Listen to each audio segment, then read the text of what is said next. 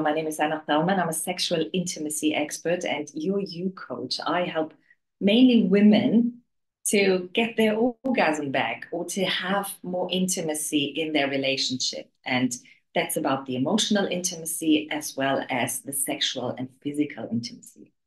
And you can find me through my website, annathellman.com. I'm on Facebook, Anna Thellman, on LinkedIn.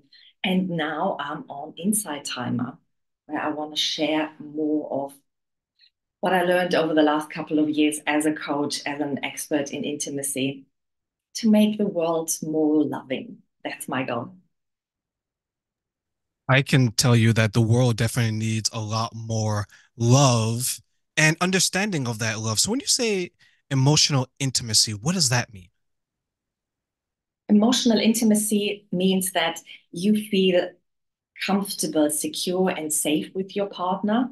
It means that you share your thoughts, your beliefs with your partner without being afraid that they judge you, and that you have that talk, you listen, you speak, you feel comfortable in each other's presence.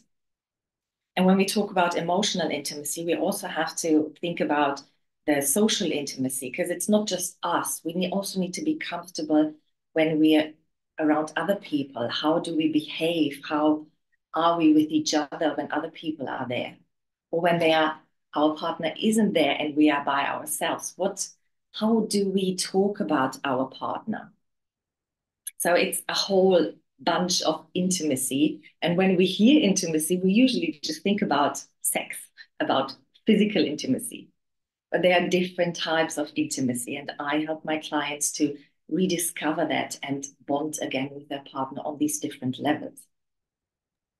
There was a time that I was having a conversation with someone I was dating, and I would share with them, I was trying to talk to them, right? Like get them in the mood and have these conversations. I thought that I can talk so sexy and so dirty. And it was kind of foolish, right? And to see her kind of chuckle and be like, ah, shut up, Terrain, you're so stupid. But the attempt was there because you want to make, at least for me, I want to show my attraction either through my words or my actions and make her feel like, wow, he's really, really attracted to me, even though I may not have brushed my teeth yet, or my hair is dirty, or I'm in my sweatpants, whatever the case is. When you're working with these women from a woman's perspective, how do they want the men to approach them to make them feel like they're wanted and they want to be in, and the man wants to be intimate with them? Well, the thing is that everyone is different. So when I say for one woman, it's when you come on and you tell them how beautiful you think they are, no matter how they look at the time. For some, it's working. They feel attractive, they feel wanted. But for others, they need a different language. And we come back to the love languages. I guess you heard about them. And so for some, I feel wanted when I get the quality time, when I have my partner making me a priority, saying, okay, Friday night we go out for dinner and I just listen to you, that makes me feel wanted. For others, it's more the physical touch to having a clap on the bum or a kiss on the neck, whatever that makes them feel wanted. It could also be that you're just taking the trash out and the woman thinks, oh my God, this guy is into me. He does this. I love it. So it really depends on what is your love language, what makes you feel loved, and what makes you feel wanted. There is no one size fits all. For me, when I read that book, the five love languages, and I was analyzing it, gifts wasn't something that I enjoyed.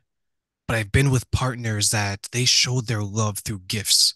Yeah. They shower you gifts, shower you through gifts. And for me, it was quality time. I just love being around that person. Let's watch a movie together. Let's just sit down. Let's just be at peace. And I was talking to someone that I knew, and she was missing that.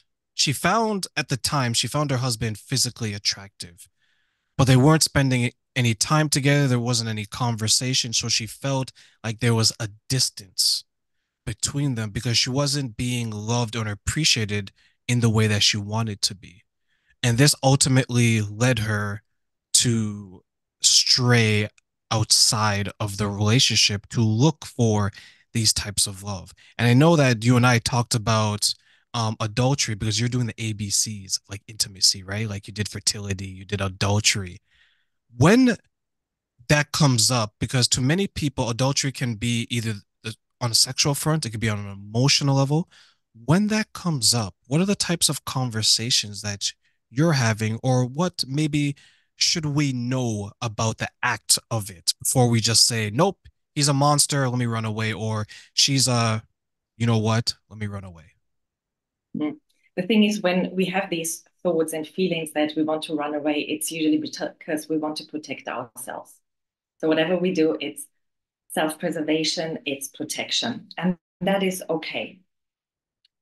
I always talk to my clients and ask them, what do you think is the reason behind that? Because, like you just shared in your story, she didn't feel loved.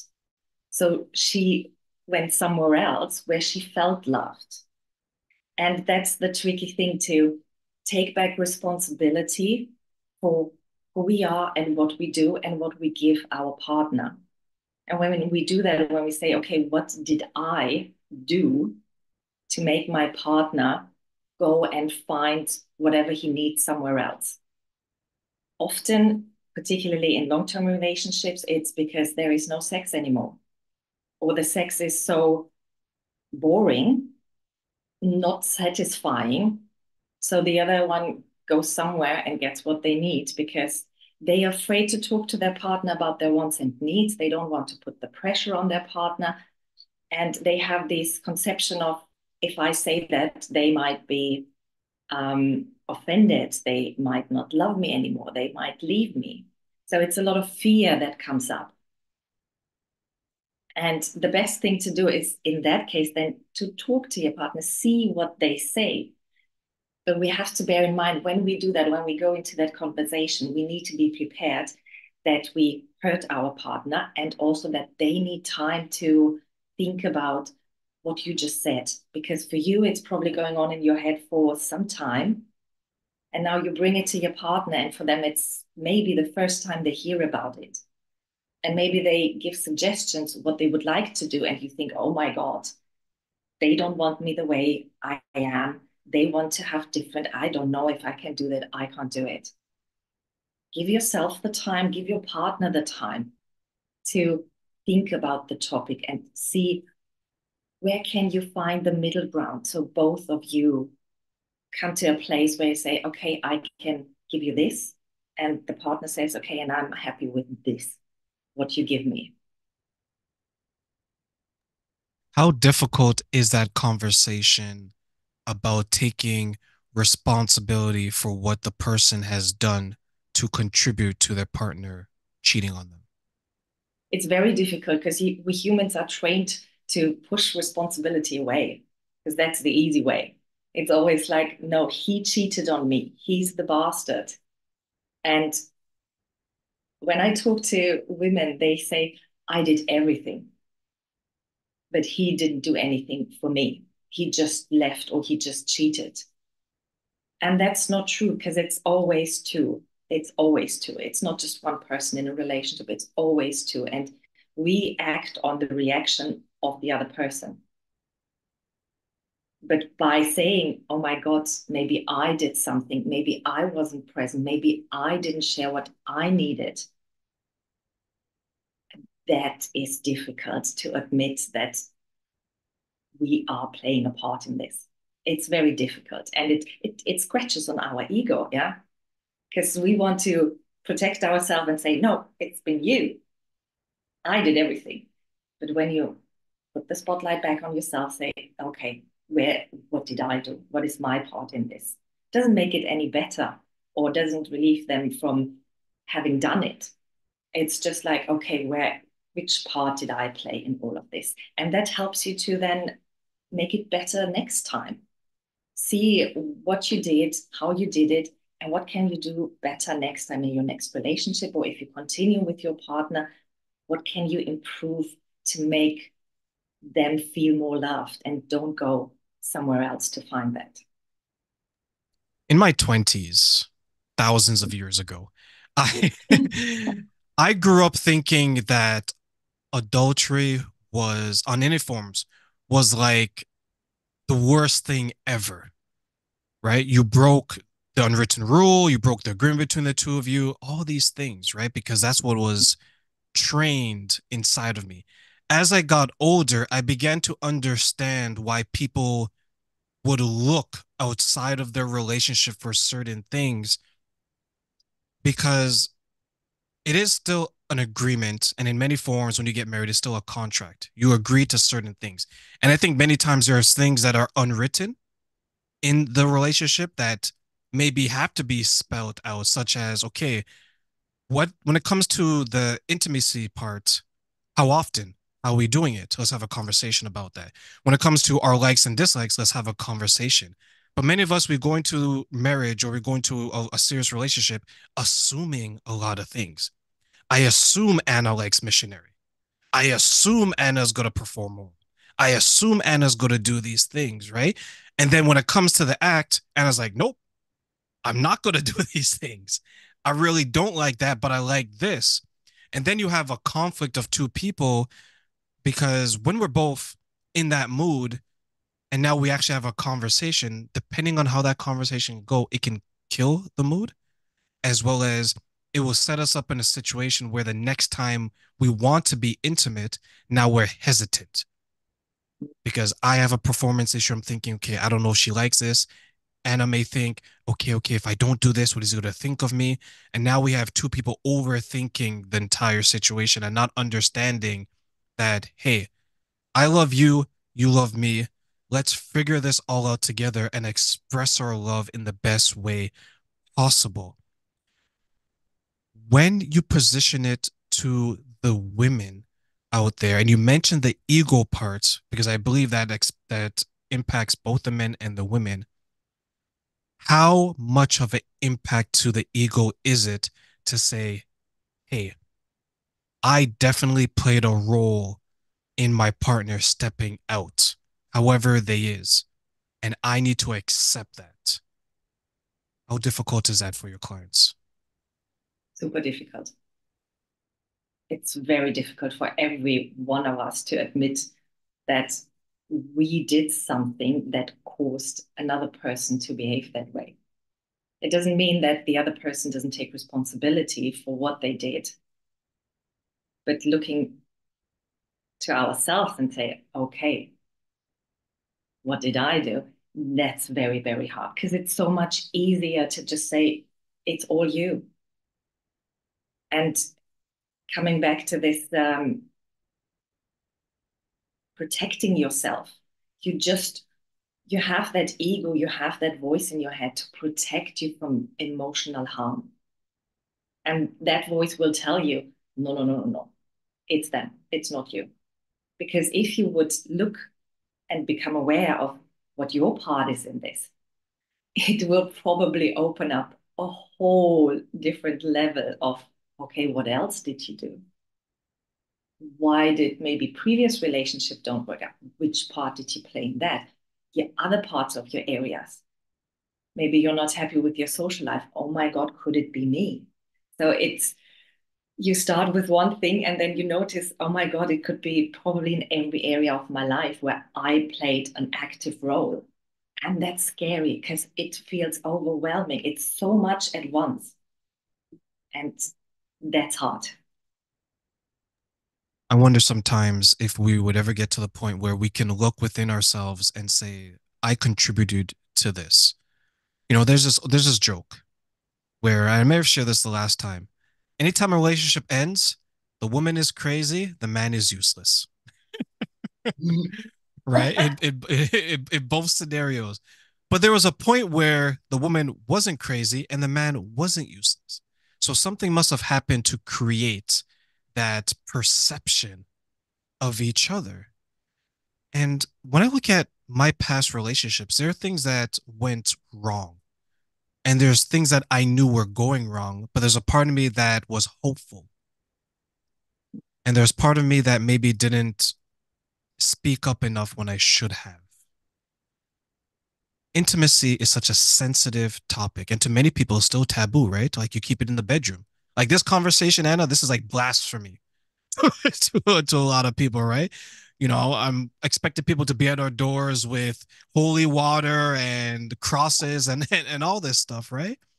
Mm, But what do you think we need to do to break down some of those barriers that are preventing us from having these types of conversations so we all are better prepared to continue forward and be comfortable with our intimacy? mm. I feel like I'm repeating myself a lot this time because it all comes back to yourself again, to accepting who you are, what you want, what you need, take responsibility for yourself, for your needs, and giving the other person, I say, like, be open to it and give them the benefit of a doubt.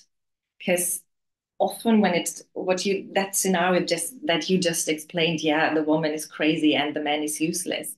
It's like you said before, we have this idea of our partner, and if they don't tick the boxes, not good enough, yeah, useless.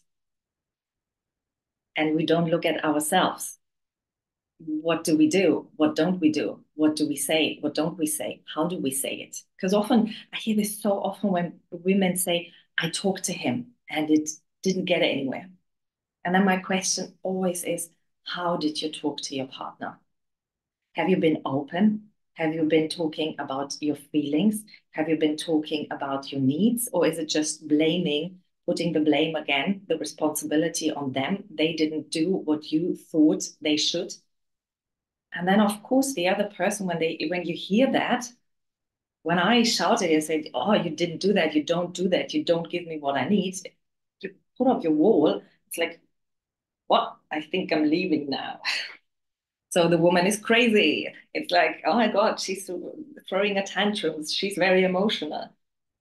But it's because she probably doesn't know how to articulate in a way that isn't blame to the other person. But often we get used to that because that's what we see in other people's relationships, that we maybe saw in our parents' relationship, or that's maybe how people do it with us. So we think this is how we do it. And then wonder why it doesn't work and why we have these toxic relationships. I see behind you there's the three-step system. Mhm. Explain to us the three-step system to us. This three-step system is it starts with rebuilding the foundation of your relationship. And that means what is it that you want? And what is currently there? Where do you want it to go? But knowing that what is your relationship supposed to be? And it's not these little things like should take the trash out, he should comb his hair or whatever. It's that deep emotional, what do you want to feel safe? Do you want to feel secure? Do you want to feel loved? What can you do?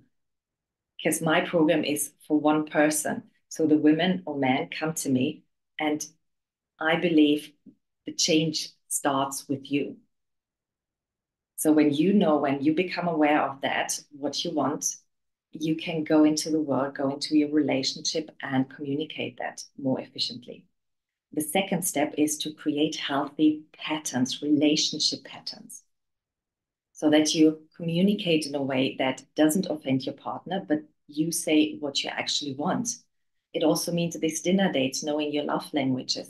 How can you create a relationship that is happy, starting from in the morning, saying good morning, giving your partner a kiss? What is important to you? What do you actually want to do? And what don't you want to do? Because nothing should be something that, oh, I feel I have to do it. Because then it's not from the heart, then it's not genuine. But that's what you want to bring into your relationship. And the third step, and most important, how I see it, is the confidence in who you are, accepting you with the good, the bad, and the ugly, because we all have that. We all have these parts that we love to show the world, the parts that we don't want to show the world, and the parts that we don't even want to see ourselves because we feel shame about them. But when you accept that that's all you and that is okay, it's so much easier to give that to your partner, the same acceptance, and then say, okay, he's a good guy, he's a bad guy. it can be very ugly. So there's all of that, but you can't have the one without the other. Because I hear women who say, well, he's very passionate in bed, but I don't like him when we have an argument and he gets very passionate and aggressive in the argument. Not physically, but just very, very passionate. And I say, but you love the passion there, and you can't have that passion when there isn't the passion in the other sphere. So it's all of it. Accepting that for yourself and for your partner. Boom, amazing. That third step you mentioned, that's something that I went through. I had to understand what was preventing me from getting what I wanted out of life. And at times, it was hard to accept that you needed improvement because we all think we're perfect, right? Not maybe physically. We all can maybe lose a couple of pounds here and there, right? But when it comes to, and I'll give you a male perspective, there's times where we walk into that bedroom, we walk into a relationship, and we're like Arnold. You know, we have our chest out, we're like king of the jungle, right? But there's things that we don't like about ourselves. And we have to be honest. And you're raising awareness, at least with the women, to be honest about it. And I think some of what you're saying in that third step resonated with me because I went through that transformation. I spent days, weeks, months looking in the mirror and saying, okay, I like this about you, Terrain. I love this about you, Terrain. And I don't really care for this. What are you going to do about it? But I can see someone, if I say it this way, if I misunderstood, please let me know. I can see someone coming to you not knowing what they don't like about themselves at all, right? I can see someone thinking that because when we have something we don't like, we tend to bury it to the point where we forget it. Do you help them to acknowledge it in that third step so it's not something that stays in the closet hidden, but it comes out to the surface and then it becomes a strength eventually? Yes. Yes. And it's not that the physical, it's also the thoughts, the emotions that are getting buried. That's the word, buried somewhere because we don't want to see them, because we don't want to be aware of it. And it's important to just be aware. It doesn't mean that you have to love them, but step by step, I have a client and she says, no, I don't have any thoughts. No, there is no inner critic, there is no ego. And do you think so? She said, yeah. Let's see. And with time, talking about it, she became aware that yes, there is a voice that's telling her to do stuff, not to do stuff, to run away, to don't talk to her partner, to shy away from conflict. But when you're not aware of it, how should you know? It's that you don't know what you don't know. So it's a blessing in disguise on one hand, or it's a blessing and a curse. It's on the one hand, if you're not aware of what you don't like, well, maybe you live a happier life. Because the more aware you become, the more comes like this ripple effect again, the more you see in other areas, the more you see about yourself, about your character, about what you do, about how you look. And that can be overwhelming. So it's a very natural response to just like, no, don't want to see it. I'm happy. What about the other side where that voice is so loud that it um drowns out every other thought, positive thoughts about them? How do you Mm. help those people? We quieten that voice. I mean, even if you're not aware of the voice, you become aware of it. Because even if that voice is very loud, you get so used to it because you lived with it for so many years. It's like, this is me. What do you mean? And then when we raise awareness that this is not you, this is part of you, but there's also the other side. So we learn, I teach them to quieten that voice and to be more, I wouldn't say intuitive, but to just quieten, and then you feel more in your body. Because not the feelings, I'm talking about emotions here, because the feelings are that is the interpretation of how our body reacts. So when you become aware that that voice creates a feeling, but it's not actually the emotion, it's just your interpretation of whatever's going on in your body right now. If we change that perspective,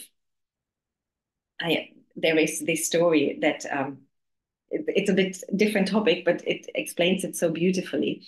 There was a reporter and he asked athletes, said, "Oh, before you start a race, do you feel nervous?" And I say, "No, I'm excited." And I say, "Oh, but how do you feel?" "Sweaty, my heart is racing." But that's excitement. They interpret it as excitement. Now, if you would have that before you run or before a test, you feel your palms are sweating, your heart is racing, you would say, "Oh, that's nervous. I'm nervous." So it's the same body emotion, but the feeling that you create in your head, the interpretation of your body emotion, for you, it's nervous, for them, it's excitement. So it depends on how do you want to see it. When that voice tells you something and it says, "Oh my God, you are so, so nervous now," maybe you want to step back and say, "Oh, maybe I'm excited. Maybe I just want to see and look at it like I'm excited." I wonder if that's because of what it's going to be used for. So, for example, with the athlete, they're feeling that way because they're excited to compete and potentially win something. Whereas if it's, let's say, you're going out on a date, you're nervous because you don't know what the end goal is with certainty. Like the end goal, hopefully, would be to get a second date, and then this person becomes someone that you're with. But you're absolutely right because it's all about your perception of it and how it's going to change. You can feel warm inside and you're like, oh my God, I have to make sure this is okay, that's okay. That could be interpreted as being nervous because you're overthinking it. Whereas if you were to change your perspective and say, I'm feeling this way because I'm excited to deliver a good date or deliver a good performance, then it's a totally different scenario. And maybe you won't have some of the negative behavior or at least the limiting behavior of you feeling nervous versus when you feel excited. Because between you and I, and when I'm excited to do something, I feel like I can accomplish it and do so much more. But when you're nervous, you're kind of hesitant, kind of shy, like, oh my God, like, can I really do this? There's that self-doubt, that picture you painted, and when it's applying to what you do, where do you want to take your clients, let's say into the future, the next couple of years? Where do you see yourself and where do you see them going? I see them going into the direction of self-acceptance, starting with you, accepting who you are, and the rest will magically follow. Because that's what I believe, that's what I feel I live. When I started to fully accept myself, and I'm not talking about loving myself and every part of it, just accepting. It's so much calmer in my life, with my business, with my relationship, with my social life, because it's not constantly this, like I said, this self-doubt, this negativity in me. Of course, I question myself. Of course, I have my emotional outbreaks, but I much quicker come back to, okay, let's look at this from different angles.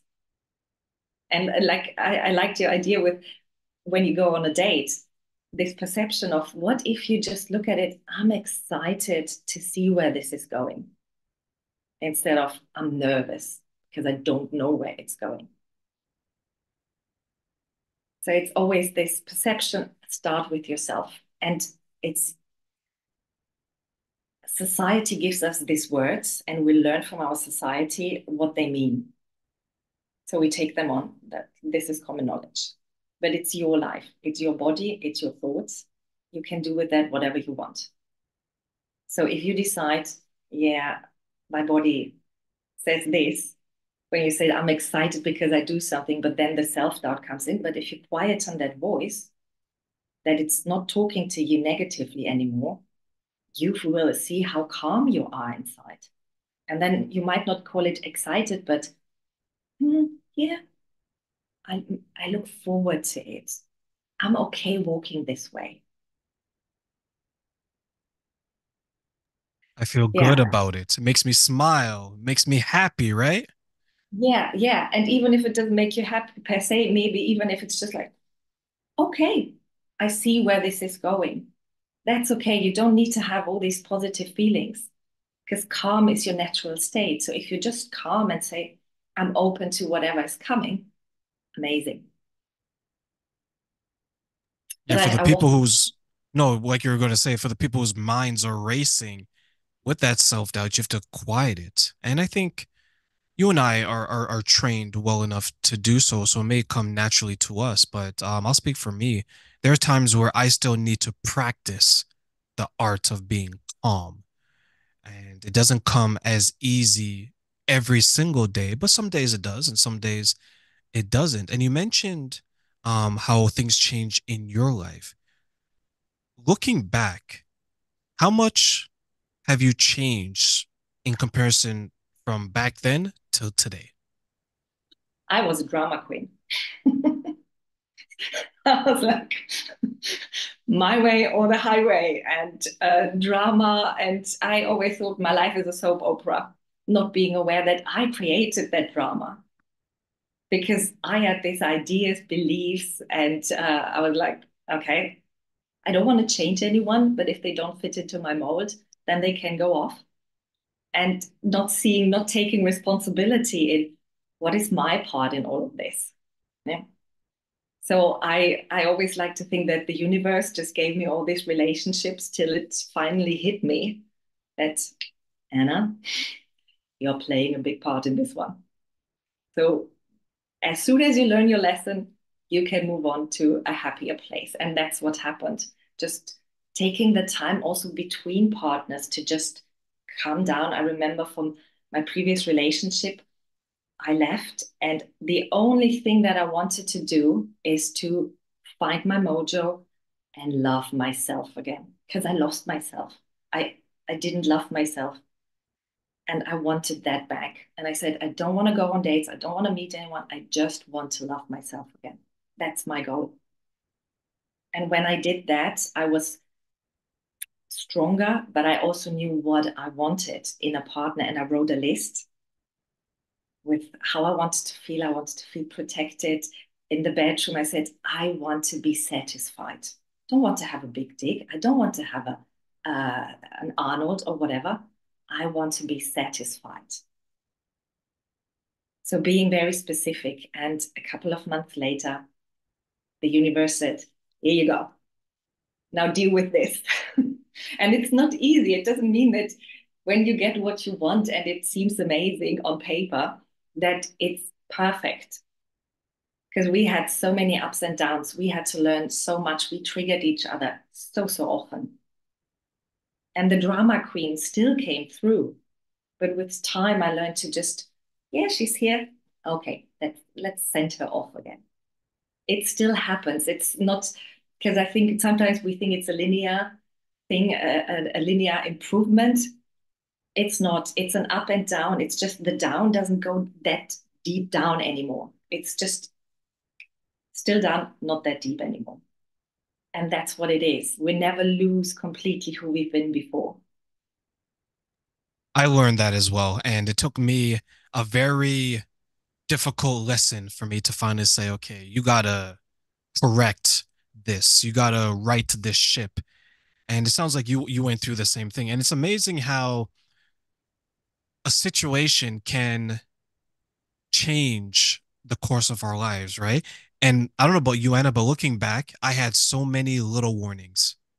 Hey, you got to make sure you change this. Got to make sure to until when it was just about to hit the fan, I was like, wow, I got to change this now. Was that what you went through as well? Yes, yes, yes. Because particularly with my last relationship, he was an alcoholic, and I was in this mindset that I need to save him.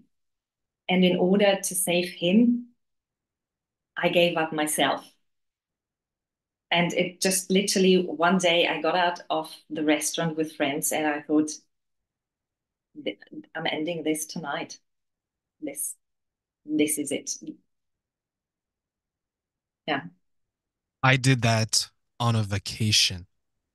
Ooh. It hit the fan on a vacation. I was in Bali in Indonesia and it hit the fan. And I sat there with this person yelling in my face in the restaurant in front of all these people. My blood and it was boiling. And then all of a sudden, there was this calm, Mm. just like you. I was like, this is going to end. And that's when I realized that I couldn't allow myself to be in a situation that was impacting me in that way. But for that evening, was other signs. But unfortunately, like so many of us, so many people you probably help, I waited until it got so much worse where it's like, okay, you're ignoring the universe, as they would say. The universe is going to say, right in your face, ignore this.